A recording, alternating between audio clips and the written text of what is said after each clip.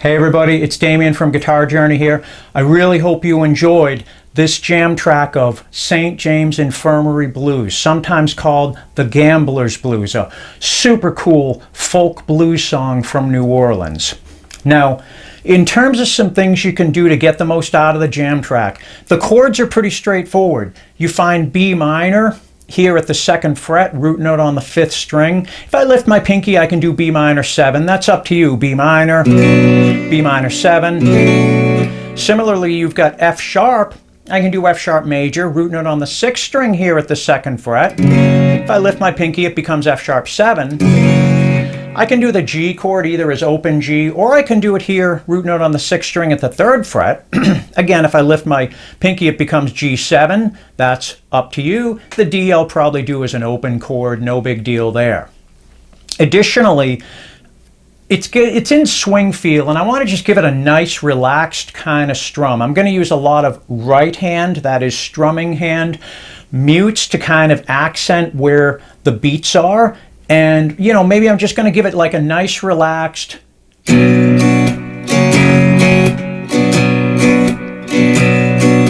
kind of thing. Now, additionally, I can throw in a few bass notes. Maybe measure 2 going into measure 3. I'm on a B minor chord. I'm continuing to be on a B minor chord. I don't want to just strum B minor over and over. It might get a little monotonous. So I throw in a bass note. Maybe I go from the B minor, I go to the 6th string, 2nd fret, and then 5th fret.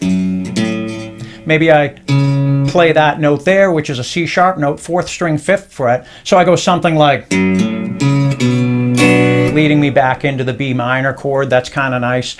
Measure 6 going into measure 7, kind of the turnaround. I'm going to do maybe a descending bass note on the turnaround, something like B down to A on the 6th string 5th fret, G sharp on the 6th string 4th fret, F sharp on the 6th string 2nd fret, which will lead me nicely to that G or G7 chord that's in measure 7.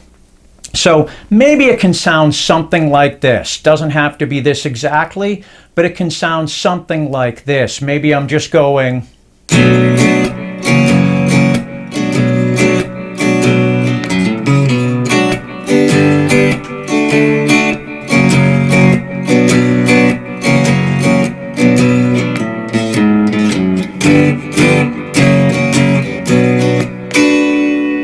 And I ended the sequence with a B minor 7 chord that's actually just my pinky flattened out at the 7th fret, 1st string, 2nd string, 3rd string, 4th string. Just I caught it with a little upstroke there. You can do something like that to punctuate the completion of the sequence. Okay, soloing wise, it's a blues. You got to play pentatonic scales with what some people refer to as the blue note. It's the flatted 5 or the sharp 4, if you want to think of it that way.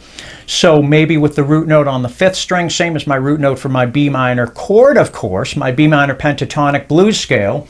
I've got it right here. I've got root 6 at the 7th fret, 6th string, 7th fret. I've got my scale here. I can go up to the high octave of this one. I've got it up here at the 14th fret, root note on the 5th string, 14th fret. I could go way up here. It's going to be a tight squeeze, but I actually can do the high octave of this one as well. Now, you've also got diatonic scales on the table, because just about all the chords in the sequence are diatonic to the key of B minor. The G7 kind of isn't, but honestly, don't worry about it. It's only 2 beats at the beginning of measure 7. Just don't lose sleep over it.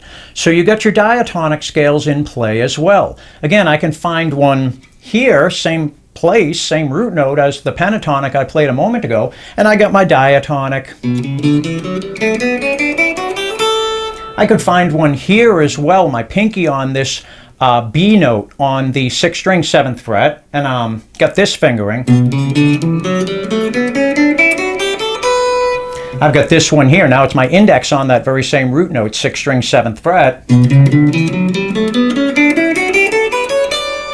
I can go here. B minor is relative to D major, of course. I've got a nice D major scale right here, index finger on the 10th fret of the 6th string. I've got my octave of the one I did down here, 5th string root note, 14th fret. And again, I could do this really high one up here, very tight squeeze, but you can pull it off. If you've got 24 frets, you can pull it off perfectly. If you've got only 22 like I have, the 4th string, you're going to run out of room. But you got the idea. It's the high octave of this one here, okay, where the index finger was on the 6th string, 7th fret. Couple of other things real quick. Anytime I'm in a minor key and I see either a major chord or a dominant 7 chord for my 5 chord, which in the key of B minor is F sharp. So anytime I see F sharp major or F sharp 7, I'm thinking of the harmonic minor scale. Harmonic minor is a regular minor, but we raise the 7th scale degree. Now in the key of B minor, where our notes are B, C sharp, D, E, F sharp, G, A, that 7th scale degree A is going to become an A sharp. So working out of this 6th string 7th fret position, I'm going to find a couple of A sharps along the way. I start the scale. Normally I would play A there, but I'm going to play A sharp. And I continue. There's my A sharp again.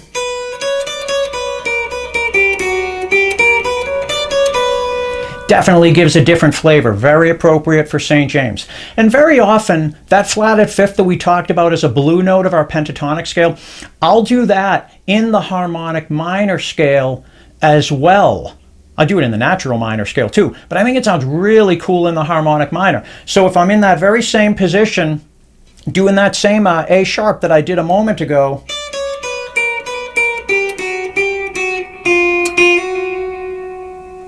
that F natural that you heard me play, and then resolve to the F sharp. Very cool to add the flat 5 or the sharp 4, whatever you want to call it. We're adding it. It's an extra note in the scale. We're not altering one of the scale degrees. We're actually adding that note in. So in essence, it becomes sort of an 8-note scale rather than the customary 7-note scale, okay?